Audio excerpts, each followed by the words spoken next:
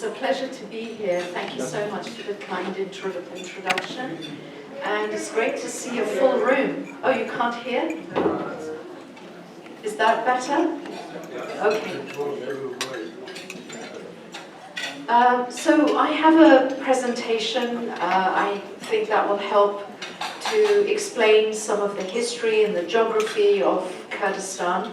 But first, really, I want to state and repeat something that I say all the time in Washington, D.C., where I'm based.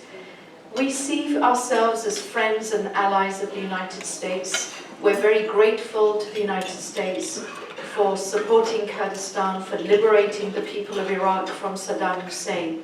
And we're very proud of the partnership that our Peshmerga, our military forces in Kurdistan, have with the US military. And I hope what I've just said will also become clear throughout this presentation. Thank you. So this is me. I have a very long name, but basically my name is Bayan, and in English that would be Dawn. So I'm going to start with 3 maps. The reason we need maps is because there isn't a nation-state called Kurdistan. We are a people who live across 4 countries: Iran, Iraq, Turkey, and Syria. So hopefully you can see on that map where those 4 countries meet is where Kurdistan is. And the number of Kurds across those 4 countries is very hard to say accurately. Those who want to minimize the number of Kurds will say, oh, 20 million. Nationalist Kurds will say 50 million. So it's very difficult to know because really the governments of those countries, so that's Ankara, Tehran, Damascus, Baghdad, or Baghdad in the old days, usually want to minimize the number of Kurds in their country. And so we estimate that in Iraq there are 6 or 7 million Kurds, and that's where I'm from. In Iran, 10 or 12 million Kurds. In Syria, 2, maybe 3 million Kurds. In Turkey, 15 million, 20 million, 25 million. We don't know. Istanbul has a very large Kurdish population, maybe 2 million Kurds in Istanbul.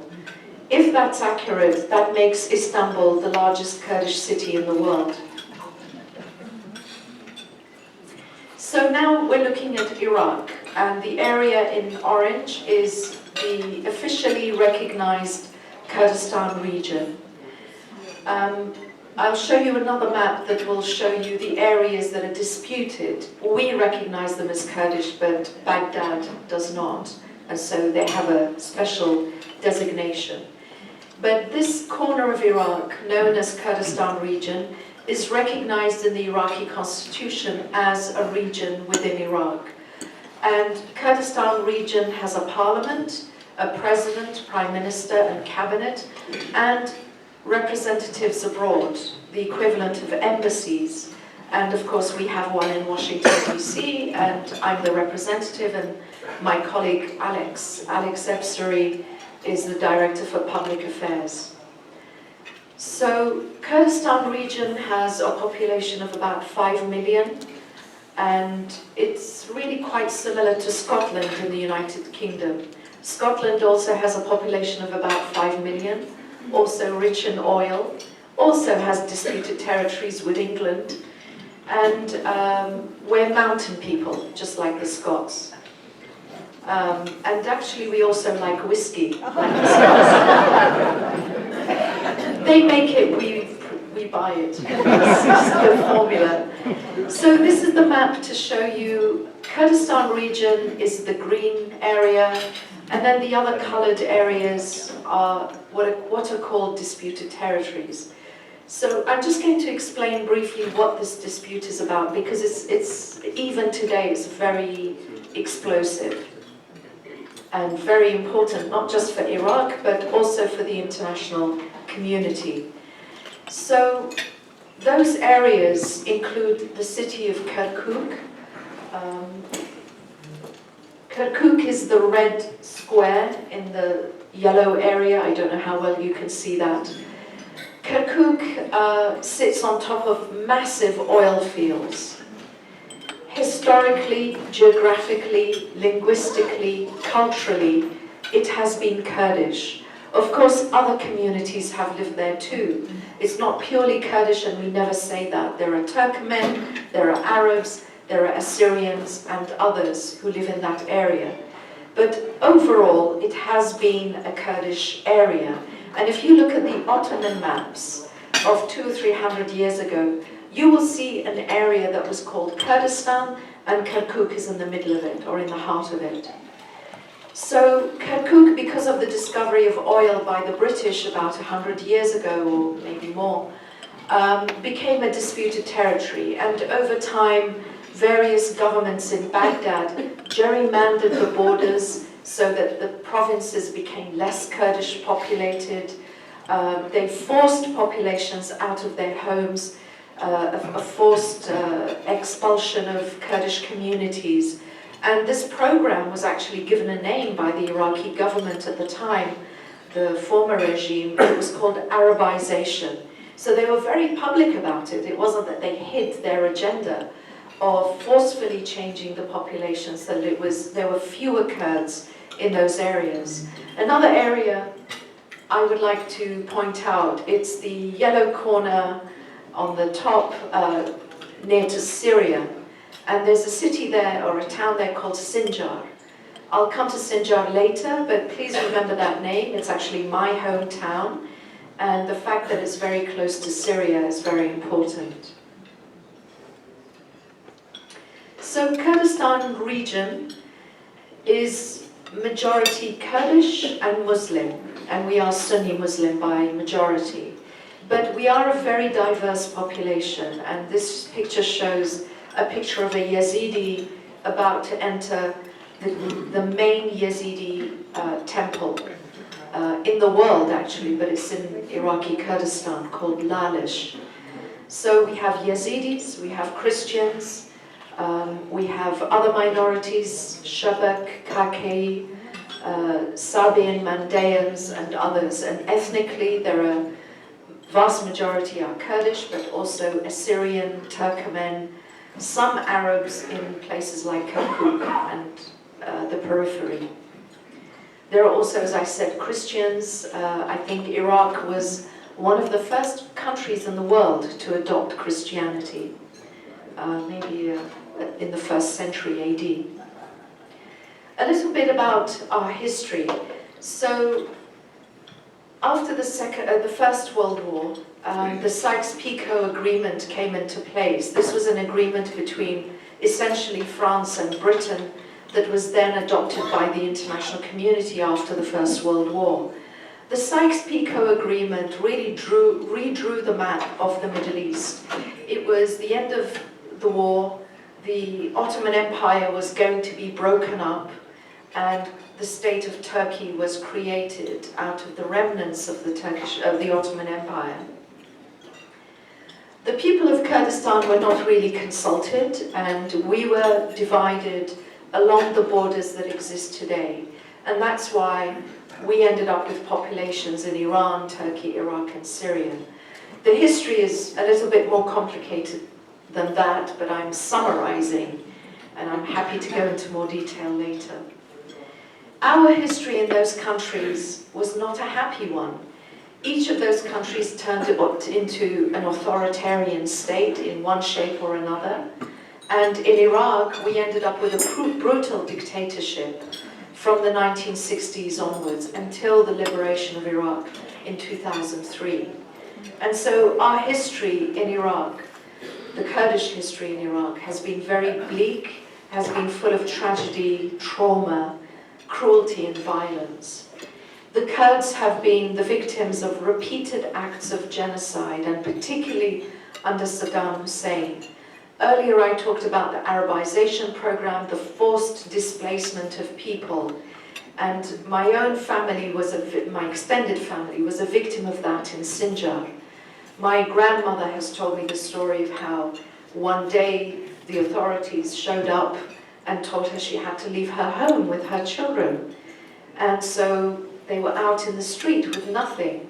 They knocked on the doors of their neighbors, and their neighbors said, "We're not allowed to take you in. The authorities told us if we take you in, we also will be thrown out." So the only thing the neighbors could do was to give them some blankets and water.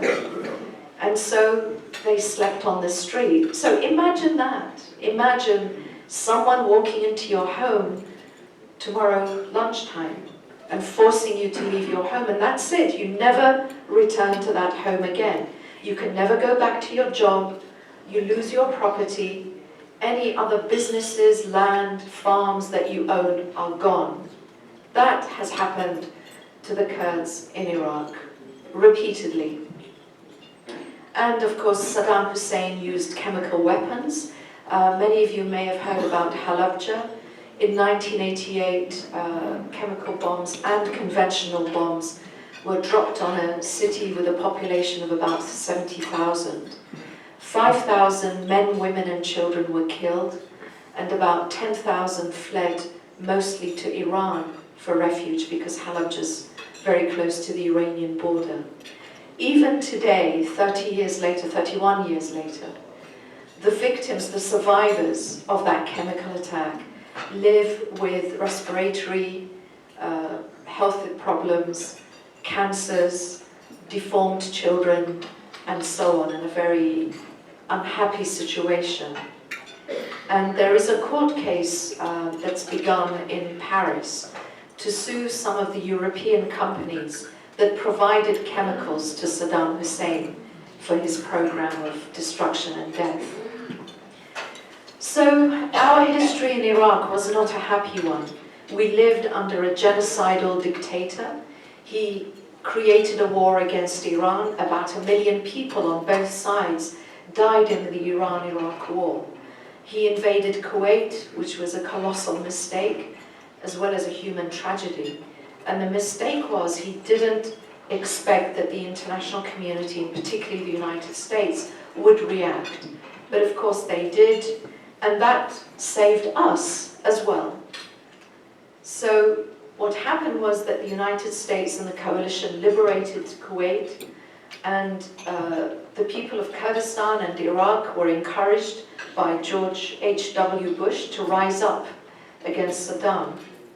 They did, we did. Unfortunately, when the uprising happened, Saddam Hussein was allowed to use his helicopter gunships and his military to crush the uprising. And don't forget, this was early 1991, only 3 years after Halabja. 5,000 people had been killed in a chemical attack.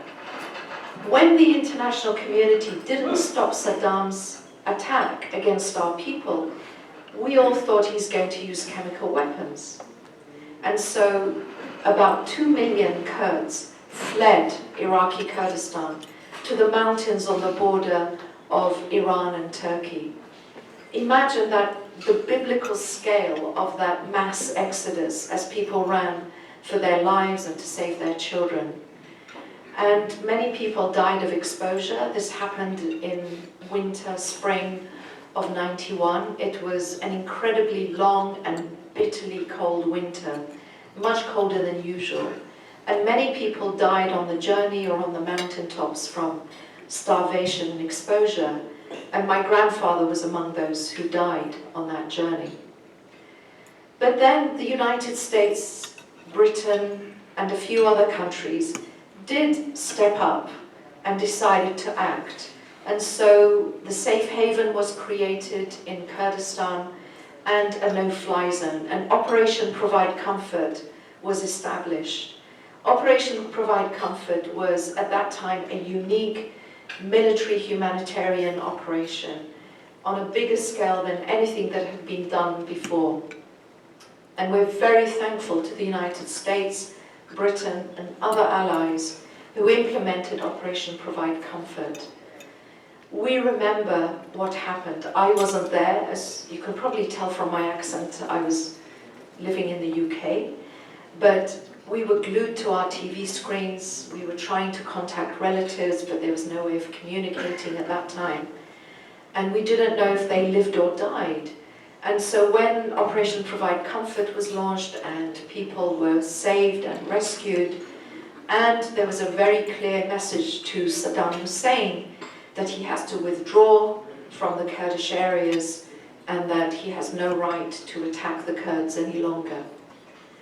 This was a turning point in our history.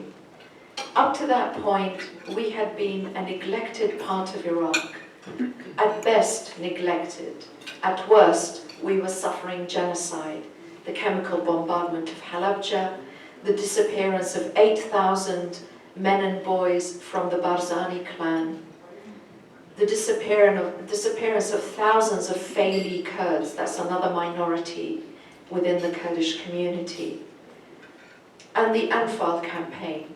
The Anfal campaign was a deliberately designed genocide campaign. It was a plan that had geography, that was done on an industrial scale. And in that campaign, nearly 200,000 people were killed or disappeared. And even today, we find mass graves, particularly in southern Iraq. Many of those people were sent to the south and then killed, and they're buried in the deserts on the border with Saudi Arabia. So the liberation in the Operation Provide Comfort, the no-fly zone that was established over Kurdistan after 1991 was a huge turning point for us, because it meant that for the first time we were free of the grip of Saddam Hussein, of the dictatorship. So what did we do? A year later, 1992, we had elections. The first time there were free and fair elections anywhere in Iraq, and certainly in Kurdistan. As a result of those elections, we created the Kurdistan Parliament, which began to pass laws, still does to this day. We established the institution of the President, the Prime Minister, the Speaker of Parliament. We passed a law establishing the Peshmerga as the legal military of the Kurdistan region. And then other institutions were established, like the representations abroad, that were also established in the 1990s. So all of this was done on a tiny scale. There was no money in Kurdistan at that time. Kurdistan had been economically totally devastated. Saddam Hussein, besides the killing of people on an industrial scale, had also destroyed 4,500 villages in Kurdistan. So only 500 villages were left. This destroyed our way of life up to that point, this was, like, I'd say 70s, 80s. Up to that point, we had been a very rural society. He destroyed that. It also destroyed our main industry, which was farming and agriculture. So there was no economy to speak of. But still, we wanted to establish a form of democracy in Kurdistan. So the 1990s went on like that. Unfortunately, we fell into a terrible civil war internally in Kurdistan in the 90s. By the late 90s, there was a ceasefire brokered by Washington and others, and there was the beginnings of a peace and stability around, let's say, the year 2000, 2001 and 2. And then, of course, 9/11 happened, and soon after that it became clear that the United States would invade Iraq and liberate us from Saddam. Really, the period after 2003 opened a golden decade for us. I've described the economic neglect and then later destruction, the genocide, the cruelty and violence, the lack of a voice internationally or domestically that we had. 2003, the liberation changed all of that. We were very optimistic that with the liberation, Iraq would become a new country, a different country. It would be democratic, it would be federal, it would be pluralistic and accept the diversity.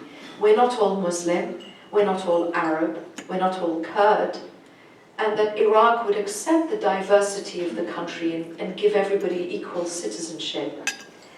And we put all of our effort into making Iraq a new federal democratic country.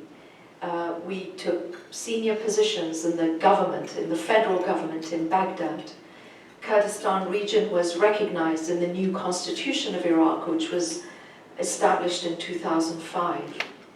And economically, from 2003 to about 2013-14, Kurdistan flourished.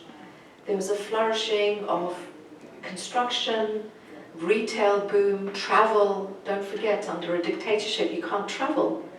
Suddenly, education. We could teach our children things that they either didn't know about because the internet was banned, we were not allowed to use certain textbooks, and English became the second language. Everybody in Kurdistan wants to learn English. So this was really a golden decade, and we were able to do much more on the international stage. We were able to have a voice internationally. Because of our leadership role in Baghdad, the international community, when they dealt with the Iraqi government in Baghdad, they were also dealing with Kurds, like President Talabani, like Hoshyar Zebari, who was Iraq's foreign minister and later finance minister. And today, the president of Iraq is again Kurdish, Barham Saleh. The deputy prime minister for economic affairs is Kurdish, Dr. Fuad Hussein, and there are other Kurdish high-level officials in Baghdad, as well as members of parliament. So we enjoyed this golden decade, and we were very optimistic. Politically, things were not going so well between Erbil and Baghdad, but otherwise, this was really a time for a flourishing of Kurdistan. And then suddenly in 2014, ISIS attacked. ISIS stands for Islamic State of Iraq and Syria, or Sham, or Daesh, as we call them in the Middle East. ISIS was an offshoot of Al-Qaeda. It's an Islamist, extremist, terrorist organization. Most of their victims actually are Muslims, but of course they are a threat to the international community. Some of the attacks in the United States were inspired by ISIS in the UK, France, Belgium, you know about all of those. So even though they were in Iraq and Syria, and they remain there today, they are a global threat. They're not just a threat to us. And so when ISIS in June 2014 overran Mosul, it was a shock to all of us in Iraq and a shock to the international community. Mosul is Iraq's second largest city after Baghdad.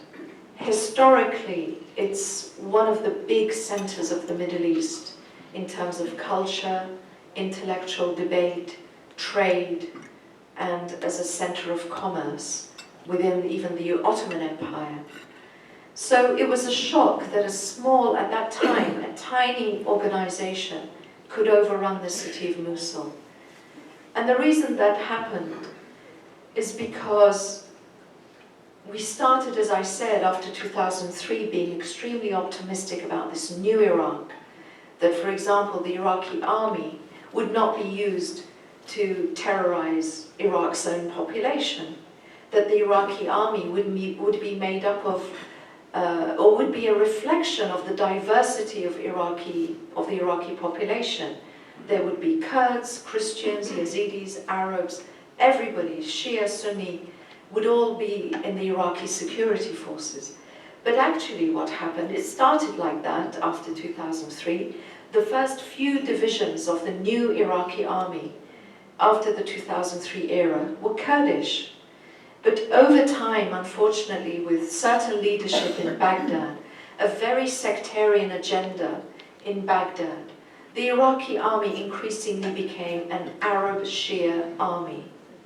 Mosul is a Sunni, Christian, Kurdish city. You have a Shia army defending a city like that. And the army had been hollowed out for political reasons. Buying a command position was the way you got that position. It wasn't through merit, it wasn't through rising through the ranks of the military. You could buy a position in the army. And so this wasn't really a true army that would defend its own people. So when ISIS, really in very small numbers, 1,000, 1,500, attacks a city of 2 million people with maybe 30,000 Iraqi military there, the Iraqi military did nothing. They took off their uniforms, they left their sophisticated American weaponry behind and fled. So ISIS took those Humvees and American tanks and other weapons, even helicopters, and used those weapons to terrorize other communities and cities and towns in Iraq, including the Christians and Yazidis who live in Sinjar and Nineveh Plain, which are very near Mosul. So this was a catastrophe for us. At the beginning, we didn't know if the international community would do anything, and it took a few days before the US began airstrikes against ISIS. And we thank the US government for doing that, because the first airstrike just changed the equation. It changed everything. Our Peshmerga, the Kurdish forces, were not well equipped. They only had Kalashnikovs and a few, I wouldn't even call them heavy weapons, maybe medium weapons. And they were fighting against a terrorist organization that had sophisticated American weapons that they had just captured from the Iraqi army. Our Peshmerga were not able to fight because they were purely outgunned. That's the only way to put it. But once the airstrikes started, and we realized America will support us, and then they brought the international community in as well, it changed the equation. The Peshmerga fought. We started to receive weapons and training from the international community. And all of that was possible because of the leadership of the United States. And we will never forget that assistance that we got at that moment of life and death. So what was the impact of ISIS on Kurdistan? ISIS did want to overrun Erbil, which is our capital, the regional capital, but the airstrikes prevented them, and then the Peshmerga were able to regroup and also defend. So ISIS never entered Kurdistan region. Kurdistan region remained stable and safe, but the damage from ISIS was enormous. It caused several shocks to our economy, to our society. Suddenly Kurdistan region, with a population of 5 million, had an influx of displaced people who were fleeing other parts of Iraq and saw Kurdistan as the safe haven. At the peak, we had nearly 2 million displaced Iraqis and Syrian refugees. So just imagine that. It was actually 1.8 million. A population of 5 million caring for 1.8 million people who are fleeing for their lives. And so this had a huge humanitarian impact. It had a huge impact on our economy. Our hospitals, our schools were overrun, and we were relying on oil to support our economy, and oil prices crashed. So everything, it was like the perfect storm, and it was all happening, and it was impacting us in Kurdistan. Of course, it impacted Iraq as a whole, but the federal government in Iraq has many more tools as a sovereign state. It has reserves in the central bank that it can use. It can take out loans with the IMF or the World Bank, and it can issue bonds. We are sub-sovereign, and we're very limited in what we can do. So this was devastating for our economy and our society. And I'm very proud and very humbled that our population was able to endure this. It was difficult. Everyone was impacted. And the crisis went on for so long. It started, say, in 2014. Maybe in 2018, things began to be a little bit more normal. That's 4 years. Would your savings last 4 years? So you use up your savings, you contact your rich aunt and uncle and ask their help, But after a couple of years, your rich aunt and uncle are running out of money too. And so everybody was impacted by this. It's been really devastating. But somehow our people have been very welcoming of the refugees and the displaced people. There's been zero resentment of them. And I think a lot of that is to do with the fact that nearly all of us have been displaced and refugees. Myself, with my mother and siblings, we were displaced maybe 3 or 4 times when I was a child within Iraq. And then I've been a refugee twice. And I'm from a privileged family. So we've all experienced it. So imagine if you're from a more humble background, what's your life been? It's been displacement, refugee. So we understand very much what it is to be a refugee, to flee for your life, to want a stable future for your children and grandchildren. So this was our situation for a few years. In the meantime, the Peshmerga with the coalition were fighting back against ISIS. We were defending a 650-mile front line against ISIS. And of course, in certain areas, we were cooperating with the Iraqi military as well, who also fought very bravely against ISIS. Towards the end of 2017, maybe early 18, you could say that ISIS, as this huge, terrifying terrorist organization that owned territory, that had a caliphate, it was over by then. And so they still exist, and I'll come to that a bit later, ISIS today. But really, things began to be more normalized. And so in 2017, in September, in Kurdistan region, we held a referendum on independence. We decided to ask our people have never been asked, do you want to be part of Iraq? And we had seen, as I said, after 2003, that great optimism that we had about the new Iraq was eroded over time as there were more and more sectarian and authoritarian tendencies from Baghdad, not just against the Kurds, also against the Sunni Arab community. And so we did this referendum. This is a photo showing people celebrating and everybody wearing Kurdish clothes and flags, and Alex and I were there also at a rally in Washington. The referendum was a very emotional moment for our people. It was the first time that we could express our desire, and 93% of those who voted yes to independence. And the turnout was pretty high. It was about 74%, if I remember correctly. So it was a resounding yes to independence. But we always made it clear that we didn't want to or intend to declare independence on the day after the vote. What we intended was to have a vote and then to discuss with Baghdad, what do we do with this vote now?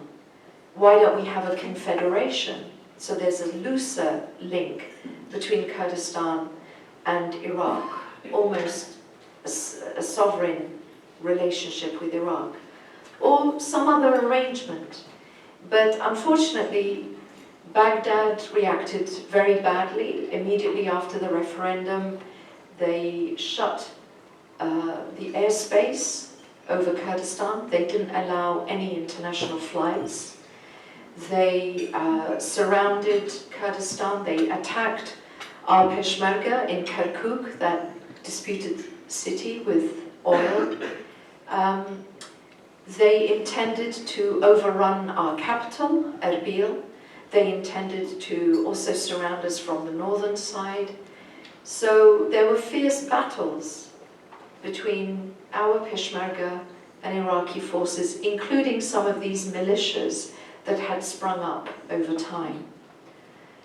So this was again a very difficult moment, but we have managed to overcome it, and today our relationship with Baghdad is very different, and we're striving to have a good dialogue with Baghdad. This is a slide about the displacement. I hope you can see maybe I'll point out some of the Kurdish provinces. So the Kurdish provinces are Duhok, Erbil, Slemania. Kirkuk is a mixed province, and Nineveh is also mixed. And I think you can see in the Kurdish provinces, the number of displaced people has stayed more or less static. So the grey line and the blue line have really not changed very much. I'll give you an example. In Erbil, the number of displaced people used to be 187,000. Now it's 186,000. So the number of displaced people hasn't really changed very much. So although ISIS as a caliphate is finished, but it's still there as a terrorist organization, and things are much more stable across Iraq, there are many displaced people who still see Kurdistan region as the safe haven, and particularly the religious minorities who fear returning to their home territories in Nineveh, in Sinjar, in Mosul, for fear of some of the militias that are there, and that they don't feel there's a guarantee for their safety as a religious minority. And I think this graph also shows that in Kurdistan region there are about 1 million refugees and displaced people in Kurdistan.